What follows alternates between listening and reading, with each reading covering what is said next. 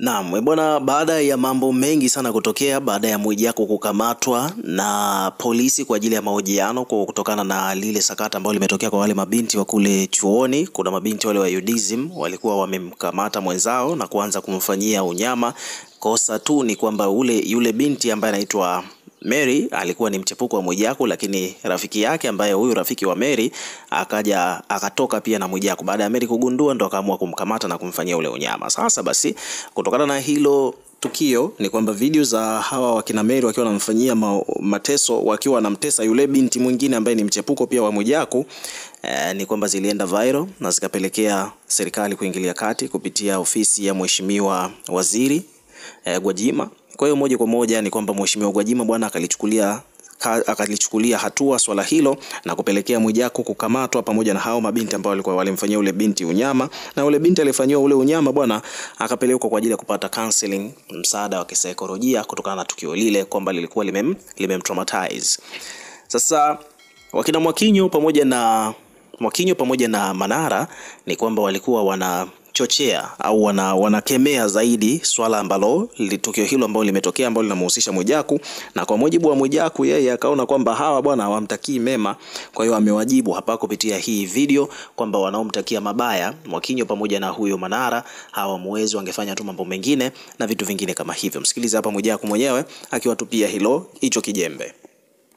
Maisha bwana, mzungu nimekuzidi kidogo maisha, naona povu linakutoka. Na yule mlegeza pua bondia mwenzi wa Tanga, naona mapovu yanawatoka. Fanyeni kazi, tafuteni hela, acheni chuki. Mimi nimeshavuka mzungu.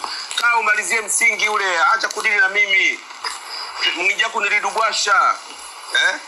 Yaumul Juma leo nitaipata swala yangu Juma msikiti wa Mtoro. Baada ya hapo nitaelekea Dodoma kwa kazi maalum. Baada ya kutoka Dodoma kwa kazi maalum, Jumapili nitarudi Dar es Salaam kuelekea na majukumu yangu ya kila siku. Call me DC Mwijaku Expensive Life. Na wakumbusha tufanye kazi. Mvua inanyesha lakini natoka gorofani na kwenda kwenye gari na kwenda kutafuta riziki. Wewe mzungu unatoka wapi? Mvua inanyesha mzungu unatokea wapi? Mara Mwarabu kasema toka.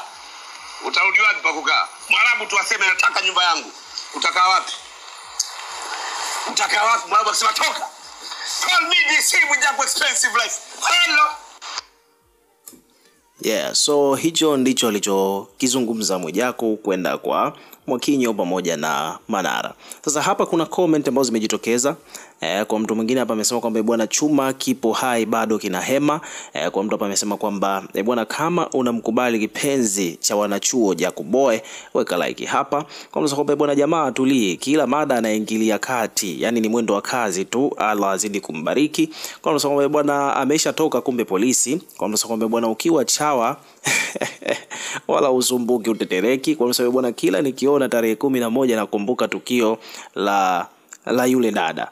Kwa mtu mwingine anasema bwana Dodoma kuwafuata watoto wa chuo cha UDOM huko, au sio? Kuna mtu ameandika hivyo kwa sababu hapo katika hiyo video Mwijaku amesema kwamba akitoka kuswali anaenda Dodoma. Basi huku wadau wanasema kwamba sasa anahamia kwenye chuo cha UDOM. Ukiwa kama mdau, weka maoni yako katika comment section, tutakuwa tukisoma na kureplay kila comment, na pia hakikisha una subscribe kwa ajili ya kupata update zaidi.